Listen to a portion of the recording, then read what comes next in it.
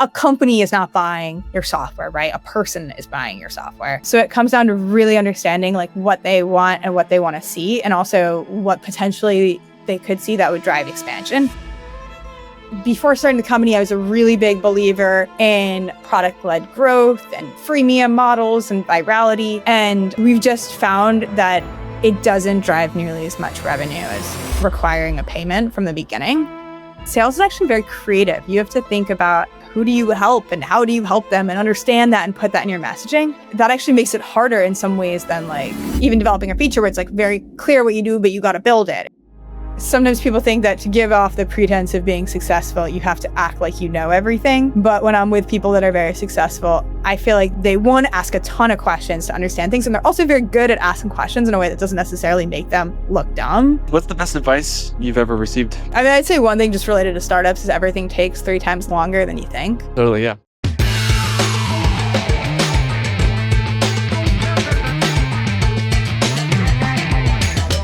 Bethany, welcome to Founders and Empanadas. Super excited to have you on today. I'm excited to be here. Amazing. Well, today will be a masterclass in how to use AI for SDR teams, specifically around video, and no one better than you to bring on. And just to kick it off, I'd love to hear a little bit more about your background and kind of what led you to founding Sendspark. Yeah, well, my background's really in the email outreach space. So I worked at 2 other startups before starting Sendspark and was doing a lot of emails. And just found that video worked really well. We were getting really good results sending video in our outreach. But what we were trying to do at the last company was very manual, right? Like people recording videos, which took a lot of time and was hard to scale. So, and it's kind of funny if you think about, because there's so many different email automation platforms, but when it comes to scaling out video, you know, there weren't so many good options. So we started Sendspark to kind of take the best of both worlds and help you, personalize what needs to be personalized, but scale everything else so that you're really able to use video, either for cold outreach or even warm inbound automation and connect more at scale. Yeah, that resonates with me. It's a lot more compelling to open an email that has, or a message that has some video component to it instead of just text. And I'm curious about just the early days of Sendspark. Like, what was the earliest signal that you saw that Sendspark was actually solving a real urgent problem? It's funny, thinking back, like when we started the company, because we've been around for a while, we didn't actually have like all of the AI functionality to change your voice and video like we do now. So we are really changing like text in the video. And at the time, people kept asking us, they're like, hey, but I want to change the first name. I want to change the company name. I want to do more. So we kind of knew that's what people wanted, but we're like, that'd be crazy. How can you do that? For like over a year. And then when all of a sudden, we kind of got that boom in AI and it was possible, it was like, well, finally we have what people have been asking for. So I think that was really cool. And it was cool because we knew people were asking for it before we even built it. So as soon as the tech was available, we were able to add it in there for them. I love that. And walk me through the product journey of building that. Like, what were the iterations that you went through? I'm always curious about implementation of AI for startups that had to pivot to use it. Well, what's kind of funny is, so we knew we needed that feature, right? Like people wanted to change, especially the first name in the video was like the big thing. And what happened was the voice tech was available before the lips. So I remember 11 Labs became really popular. They started existing, really, really good voice cloning. And so we knew we could add that in right away. But with the lip models we were looking at, we had all these different issues. They just basically looked bad. And they ruined the whole video because they look so bad. And plus the things we're trying to use would have a lot of errors. So we're like, okay, we can do the voice, but we can't do the lips. Like, what do we do? And so we decided, to do 2 things to basically fake it. Because the key thing people need at the time is just first name. Now we can do a lot more and, there's more APIs. But we basically would have people record a video and then we put it over a background, like you're recording over someone's website or a slide deck or something else. And then at the time that you said the names, you'd be like, hey, first name, we would transition the camera bubble from the middle to the side. So it kind of disappear and come back. And it was really funny. We had to fake it for months until we, were able to have a good lip solution. And then after that, it was kind of really cool. And now there's actually a lot of good lip solutions. And so that looks great now, but it was funny to have to do that for a little bit of time. Yeah, yeah. We're no longer in the age of the Will Smith kind of nightmares eating spaghetti video. Yeah. I mean, it's so cool to see things advance because it was a while that we had the audio and not the lips. And then, as soon as it was kind of cracked, now you have a lot of solutions. And I think that, I mean, the pace of AI advancement is just insane. Love it. And I've heard that you've said that, Sendspark, it's not just a video platform, it's really a customer creation engine. What does that really mean in practice, and what are some use cases that you've found teams use? Yeah, I mean, we just try to be centered around the goal of what customers are signing up for Sendspark to do. Like, no sales rep is like sitting around, hey, I just really feel like seeing myself on camera today. Like, that's just not what people are thinking, right? They think, hey, I need to be more creative, I need to be more innovative, I need to book more meetings, I need to connect more, I need to show that I'm, a stellar person, right? Like, these are the things that people are thinking. And so we need to make sure that our platform is going to help them get to that goal as fast as possible. And it really changes things, right? Because there's a lot of companies that are like AI video companies or video recorders, but at least if we know, hey, the goal of using Sendspark is to achieve this, and we can help people do that, it helps us focus on getting the right customers, making sure that they have success right away. And it's nice. Like, you don't want to try to do everything. I just want to do the things we're doing very well. Awesome. And I'm just curious, is SensePark industry agnostic, or have you found certain industries or personas really it's a lot more successful than others? Well, we're pretty industry agnostic in who we sell to, but I think that like AI video outreach adoption has been much faster in certain industries. So like definitely in tech or like software, like either that's where most of our customers are, just where more people are doing it. But we also work with some other companies in like auto and healthcare, and in some other industries, and they actually get like very, very, very strong results because like their competitors aren't doing it. So it'll be interesting to just see how, like, I'd say we're agnostic, but just different industries can move a little faster adopting new tech. Sure.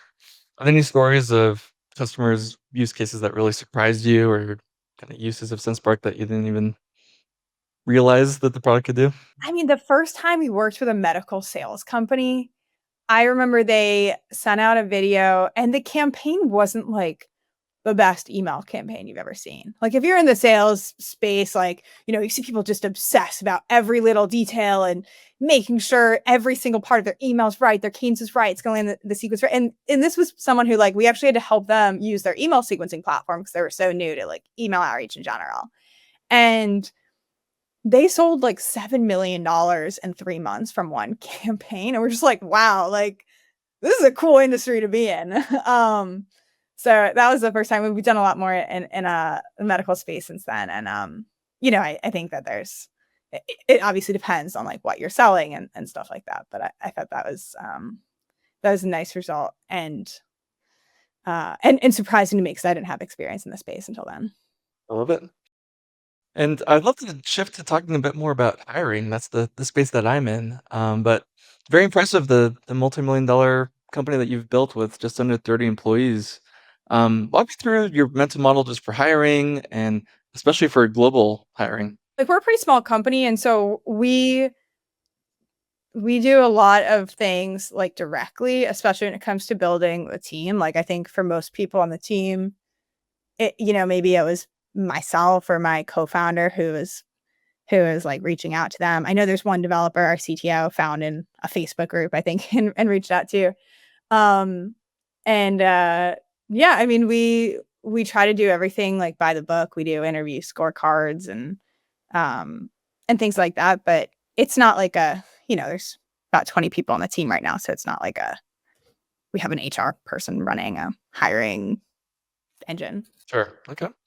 What's your favorite interview question that you like to ask?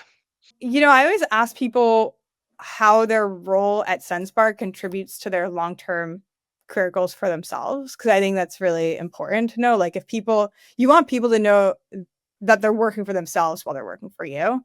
And so, you often get people say like, well, actually my dream's in fashion. It's like, okay, well, this is not a good fit for you then. Like, you're not going to do anything in fashion here at Sendspark. So, what I love to hear is that people want to be early stage of a startup because one day they want to start their own company, or they, want to work. They don't really know what they want to do exactly. So they want to work in a multifunctional role where they're learning a lot of things. Or, I mean, all the answers are unique, but I think that's a good question just to make sure that mission alignment is really there. Absolutely. And I understand that you've got some teammates in Argentina. Gonna show Yeah. them the Argentinian empanadas. Yeah, we do. How did you connect with them? And maybe walk me through any kind of best practices that you found of working with talent from South America. Yeah. So the first person we hired in Argentina was actually someone who worked at a friend's company. So there's someone that went through 500 startups at the same time that we did, and we used their product and they used our product. Actually, maybe they went through the batch before us, now that I think about it. And that company ended up shutting down. And so, but I was friendly with the founder, and he referred us to his developer, who now he's our lead AI developer. So that's really cool. And the second person I remember, he applied just through a job description online, but he really stood out because he sent Sendspark videos as part of the job. And it's a support position. And I remember he sent like a video being like, hey, I found this bug while testing out Sendspark. This is exactly how I would report it if I was doing support for you. And had this like great video where like, oh my God, we need him. And that was probably 3 years ago now. He's been on the team for a long time and is super vital. So third person, I don't remember, to be honest. So I got it. I think maybe either my CTO or my co-founder recruited him, but he's great as well. Kudos to using the product in your interview phase. That's awesome. Yeah. Well, I think video makes such a big difference because especially if you're applying, like with the first one, right, you get a warm intro from someone that I know, I trust, and he's like, this guy is great. Like, so that makes hiring someone a lot easier. But when you're applying through a job board, it's just so hard to stand out because you have so many applications and so many applications, they're like created with AI, or just people are kind of spray and praying. It's hard to know like who to really look at. And even if you do look at people, it's hard to remember. So when you get a video, it really does make you stand out, especially when you're showing how you do the job. Like, highly recommend.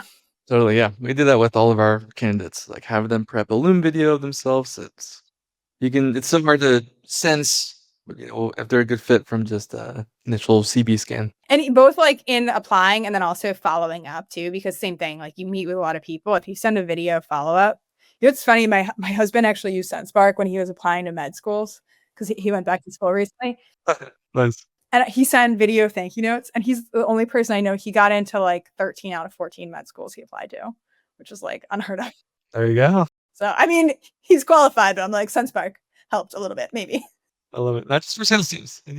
Anything is selling yourself in one way or another. Recruiting, applying. Yeah, The uses are endless. that's true. And with your Argentina-based teammates, I'm just curious, have there been any maybe cultural nuances early on with working with them that you had to work through, or any like dynamics to make it easy for them to align with the onshore team? Like nothing bad for sure. One thing we try to do is we do team offsites, like at least like once, twice a year to bring the team together.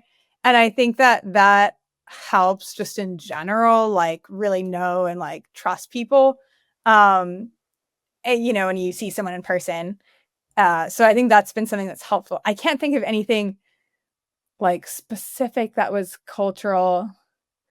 But our team's also pretty global, like, and even in the US, we're in different regions. So I think like it's not like, oh, these people are so different and we've had to adjust. Like, it's just, I think people also like that. Like everyone will share a lot of food pictures and try to like bring their cultures with them. And I think I enjoy it. And I believe that other people enjoy it too. And I'd love to dive a little bit deeper into product market fit. A lot of our listeners are earlier stage founders still going through that.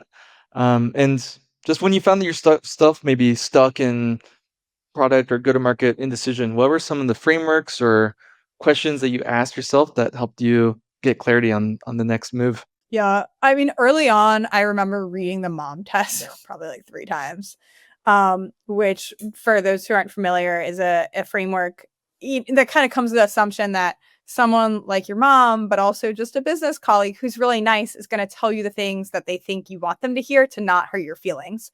And that is the absolute worst thing as a founder, because you don't need people to say, oh, this is so cool. You should build it. People will totally use it if you build it. You need people to be like, no, that's a waste of time. Don't do anything on that. So you're free to focus on what really matters. And that book has like good frameworks for how do you ask the right questions and like really validate that there's a need. I'm forgetting some of the details now, but it's really good and it's a short book. So that's why I remember reading it a couple times.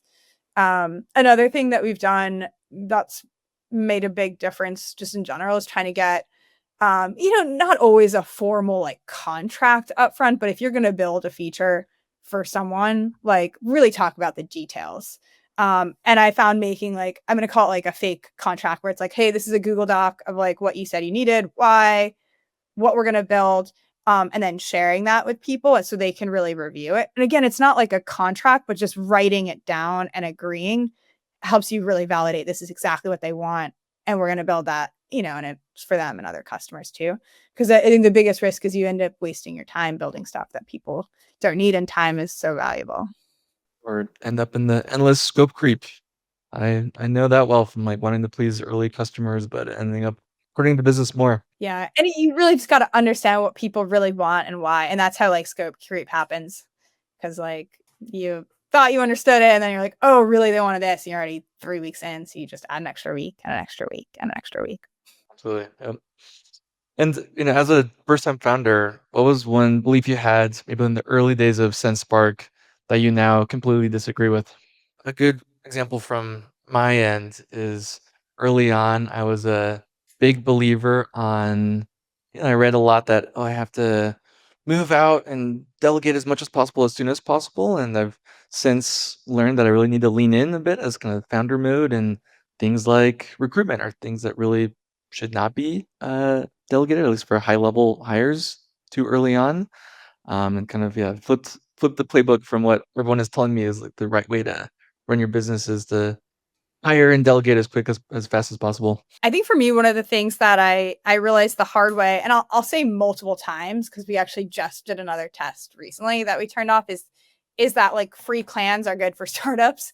I think that like before starting the company, I was a really big believer in product led growth and freemium models and virality.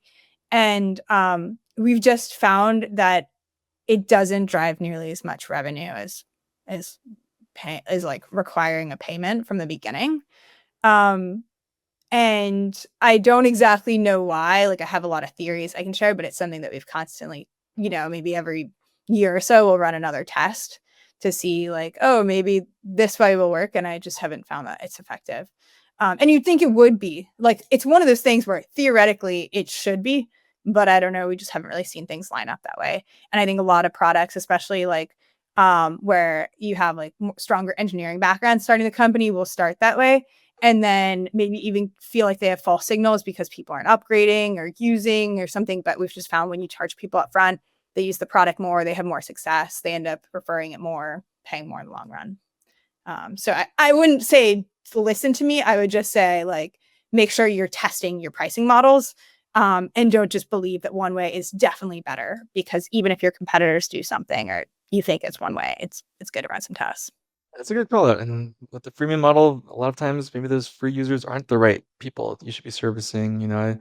We run into this a lot with some of our partners that we do customer support for, where just sometimes it's the right business decision to change the support process and just use chatbots for free users, because like the rate of them increasing unless they like are giving you signals that they are asking about paid only features really isn't worth the company's resources to invest in that user set. Yeah. Well, I also think there's part of it where it's not even like it's necessarily a different person that's using it, but like I think maybe part of it is you set the value as like free when people start, and then they don't want to pay, or maybe they're just like most excited about getting started at the beginning. So it's like if you pay, then you invest the time and energy and there's more skin in the game. Like I don't know. I mean, it's not like our free users are like bad. Like they're the same people, right? It's just that I don't know. I wish I knew and understood, but the data doesn't lie. It's an interesting kind of psychology of just if you've spent money on it, you've got a bigger vested interest in making it work for you or your business. Yeah, maybe you're thinking about the ROI from the beginning. And so you're like, hey, I spent $49 on this. I'm going to make sure that I get my money's worth right away. And then you get, great results right away. And then you're so excited with these results, you're sharing it. Like yeah, I don't know. So, but Yeah, it's interesting. I love it. And I think I'd love to move over to talking a bit more about founder mental health. That's a big topic of our podcast that we do, and kind of while we're eating the comfort food of empanadas, talking about just burnout. And I see that you've been very vocal about building a non-burnout culture. But with just you yourself, how do you personally protect your energy while still staying close to customers and all the demands of leading a startup? A few things help. One thing is staying really close to the customer. And the reason for that is whenever I maybe feel myself getting to the point where I'm like, "Oh, this just feels like a lot," it's usually because I haven't been talking to customers in, like, a few days or something, and you kind of are like, "Wait, what am I doing and why?" And I think that, like, just being really close to the people that your product is helping is really important. I also think having a good, uh like, a really good team makes a big difference, and it's funny you said, like, we work on building a good culture, and we do, but I don't think we are a chill culture at all. Like, we're not like, "Oh, and just don't work that hard." Like, that's not the vibe at all, but it's, like, because everyone works really hard, you always have the assumption that other people are working really hard, and people are really respectful to each other for it, and like, okay, well, maybe someone is taken off to go to a wedding on a Wednesday, but, like, that same person was working all weekend, So, I think having that, like, it's not actually that it's a chill culture, but it's because it's a culture where people work really hard. When anytime someone does need a break, you're like, yeah, we need to give them this break and we're going to cover for them. And I know that they'll have my back if that happens to me too. I think that makes a big difference as well. But, and also a good co-founder. I mean, not everyone has that and it's hard, but I do think co-founders are really good to look out for each other, and just be a partner because it would be lonely if I didn't have my co-founder for sure. It's a very lonely journey at the top, that's for sure. How did you meet your co-founder? We used to work together actually at 2 other startups, so we had a really good working relationship before starting the company. And, I mean, I don't think you need a co-founder. Like, and often you hear stories, like, I know a lot of co-founder breakups where things are really nasty and that destroys the business in a different way. So it's not like you need it. If you don't have a co-founder, I'm sure you'll figure out a way. But I do think if you have one, treat them really well, and hopefully it'll make your life and your journey a lot more fun. Can you share any maybe stories of magical moments where you and your co-founder have been able to perfectly balance out each other's strengths and weaknesses and just being able to accomplish things that wouldn't be possible by yourself? Yeah, I mean, one thing is we just have really different skills. Like, I mean, his background's design, so he's really good at like design and just making things like look beautiful, bring things to life. Which is not my skill at all. So like that's really cool. Also one thing that's funny, and it literally just happened yesterday too, is we'll we'll often like I mean, we argue with each other all the time, right? But the funny thing is we'll often like switch sides a couple days later. So we'll have an argument where I'm like, we have to do it this way. And he's like, we have to do it this way. And then we both kind of leave and think about it. We're like, ah, they were right. And the next day we have the same argument, but like have switched sides. We're like, no, but like you were right when you were saying that. And I think that's really funny. And it happens like, not all the time, but more often than you'd think that we'll just, switch sides and push for different things. But I think just like that's also important. You need someone to kind of think out loud with and advocate for different decisions. Perfect. And then I want to dive a little bit more into just modern sales teams and sales culture. What's something about modern sales culture or tech that you think is pretty overrated right now? Mm, I think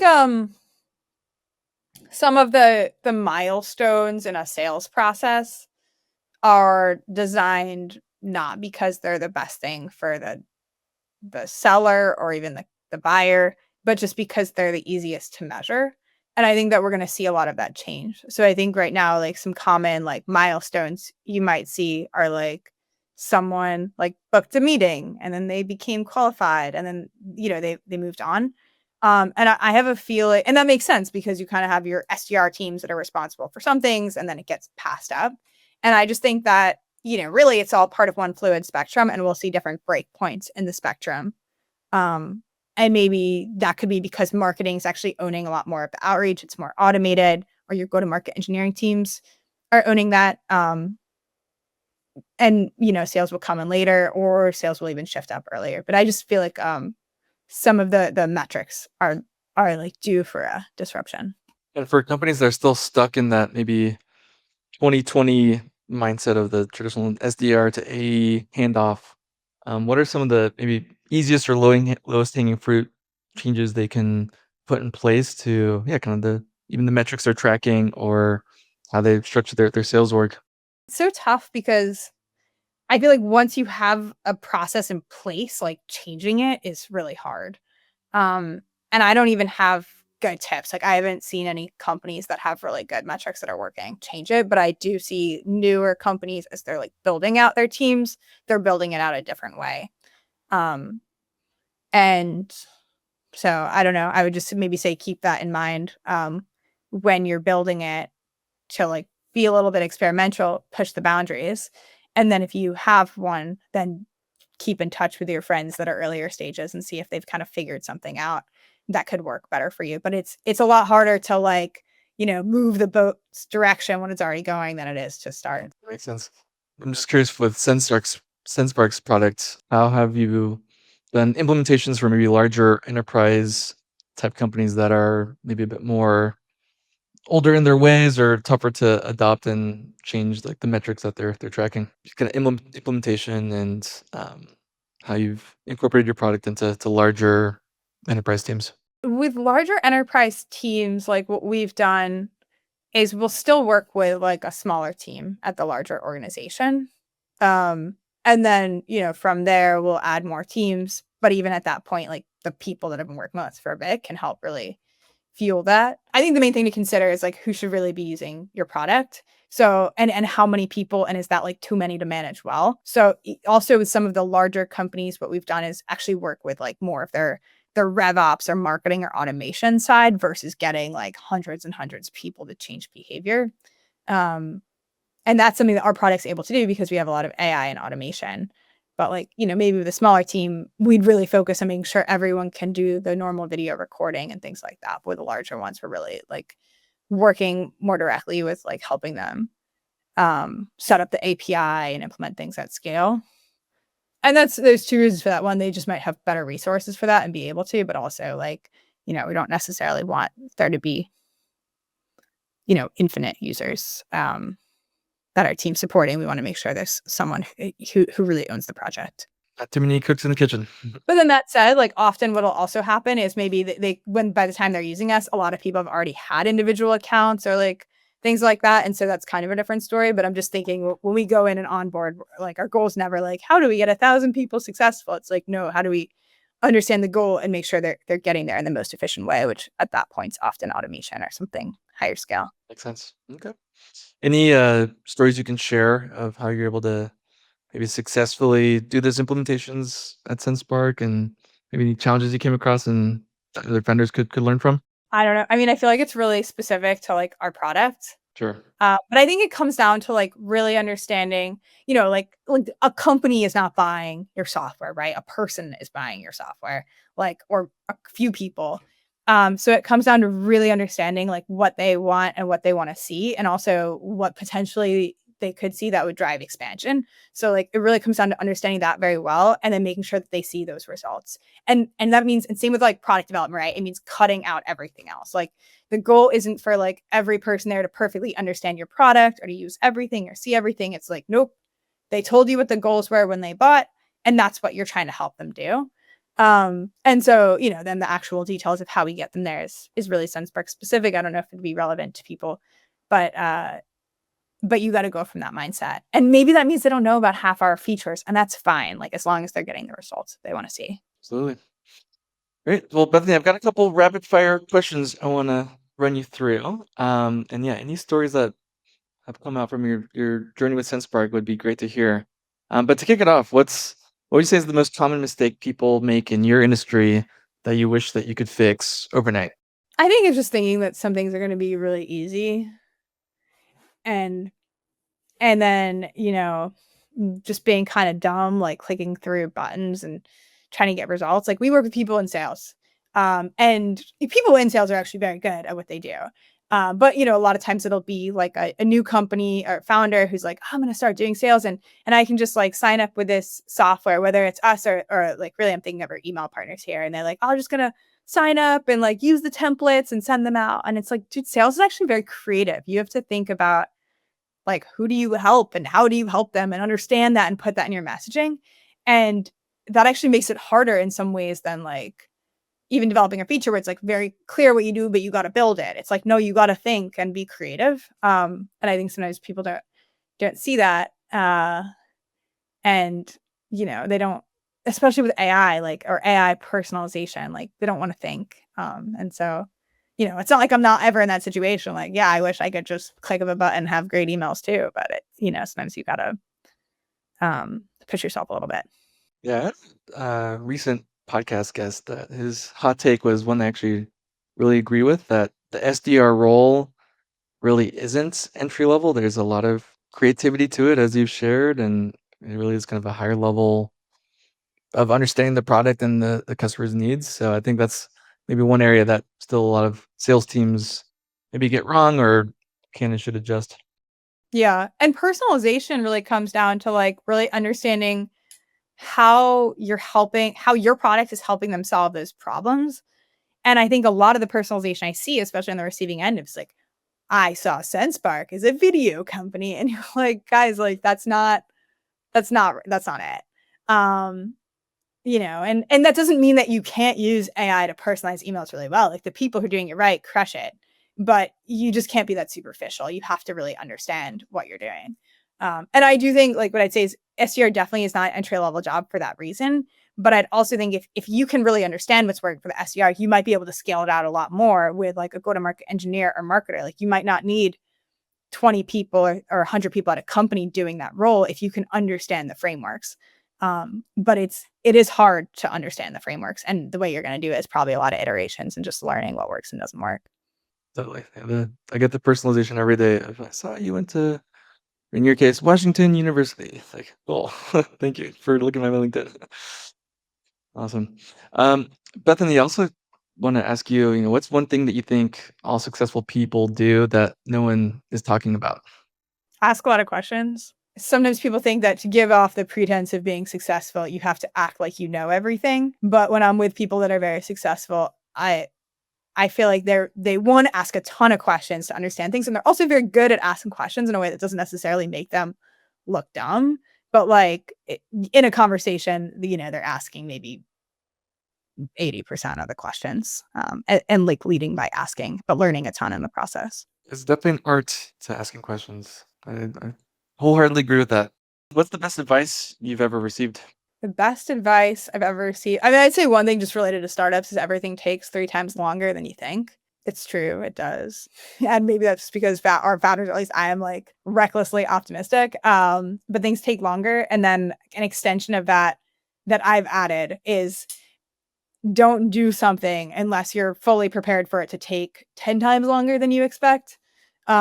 Because sometimes you want to just do something because it's like quick and easy, and then it's not quick and easy, but you've accidentally spent a lot of time on it. So, no, things will take 3 times longer, and only do it if you'd be okay if it took 10 times longer.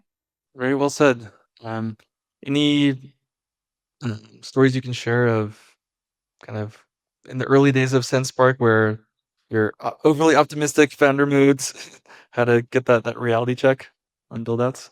General things that maybe sound like quick and easy, when you start getting the details of building it, or even just like, okay, you built a feature, but now like maybe you didn't realize like you have to update your website and your help article and other stuff. Like there can often be more than you originally expect. Help article. Thank you for mentioning that for all the support heroes out there.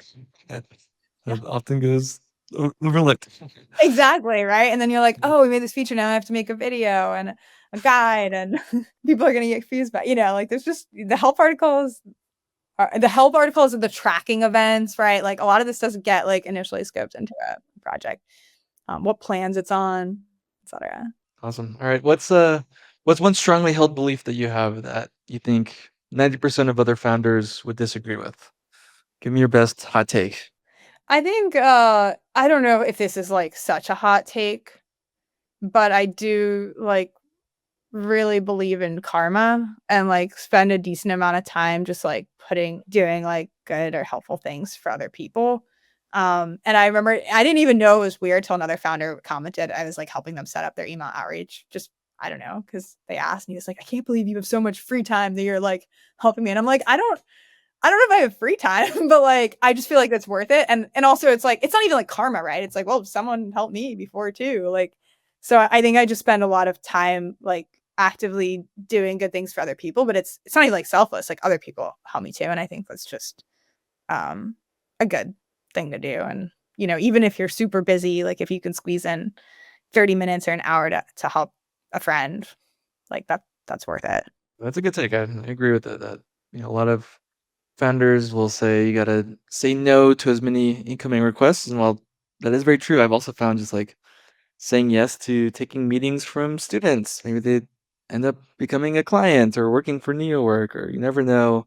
We're kind of saying yes to those random inbound messages could lead to. Yeah. And it's just like it just puts out a better world, like, if people all had that attitude. And I think also because like, we started the company, I was in San Antonio, Texas, like, we weren't in San Francisco, but, like, thanks to so many founders, like, doing calls with me to, like, help me learn how to fundraise and, help me with all kinds of things, it's like, I don't like, I've definitely been the recipient of all this, like, I'm gonna pay it forward, and that's just good, and I honestly bet a lot of, like, very successful founders have a similar take because at least they've been the ones that are helpful to me. So I didn't even think about it till someone mentioned that it was weird. Awesome. If you could do it all over again, would you start a company in San Antonio? I would say that San Antonio is actually an amazing place to start a company, but I do think that at a certain point it makes sense to like go to a bigger city. I think you want to make sure that at all times you have someone at the next stage of company nearby helping you. So when you're starting in San Antonio, it was actually amazing. Like you're one of the very few startups, like people are super nice. Everyone is just trying to help you succeed. It's like an amazing community, better than anywhere else I've lived. Because like, in New York or San Francisco, a lot of people are starting companies and they're why you? Like, why are you doing this? But like, not in San Antonio. They're just like, oh, cool. Oh, let's put you on the news. Like, it's really, really great. But I do think when you're kind of at the time where you're like, okay, like we've got to get to Series B, like you want to be in a place where people are like, oh yeah, Series B, like that's easy. Let me tell you how to do it. And I don't think you're gonna get that in in San Antonio, but maybe you would. Like I had to leave because my husband went to medical school, so we weren't there for that stage. But I would say like I would definitely do it again at the beginning, but I'd also probably leave again at a later stage. Makes sense. Yep. I've got a close friend of mine that's starting his company out of Indianapolis and is kind of quickly scaling out of the tech scene that none of his peers are in. And even then, like you can always travel too. It's like as long as you kind of know where to go, like so much is online. So if you're like, all right, well, I'm in Indianapolis, but that means I'm going to spend more money on flights, and I'm going to go to San Francisco, and I'm going to go to New York and Austin. Like cool, do it. And then if you outgrow it, you'll leave. 100%. Yep. Awesome. Well, lastly, what are some top 3 books that you'd recommend founders read this year? So I recently read I'm forgetting what it's called. Let me look it up. Uh oh, it's you can look it up. It's something like 10x is easier than 2x, which I liked a lot. It just helps you like think about things on a bigger level. And I think actually back to like my thought of like, hey, it's only worth doing if you be fully prepared for it to take 10 times longer than you think. The idea with this book is like, don't just think about what's going to 2x the company, think about what's going to 10x it. It just like forces you to think a certain way. So that's really good. I also, I'm going to do 2 Ben Horowitz books. I think The Hard Thing About Hard Things is something that every founder should read. I'm sure you get that one a Got lot. that right there. Yeah. Nice. Yeah. And then he also has another book on culture that I really liked. And, a point he had is that like culture is not just saying things that everyone agree with, like, hey, culture is like we're all not dicks to each other. It's like actually a framework for making decisions where the opposite decision would be equally valid as a decision. Like, for example, culture could be, hey, we're going to build in public because it's really important to us that we're transparent. And so, like, we're doing this. That's a valid opinion, but you could also have a totally valid opinion that's like, no, we're not going to build in public. We're going to keep things confidential and we're going to do big product launches. Like Apple's not building in public. That's totally valid. And so I thought that was just really cool and helped me think about like what culture is for Sendspark.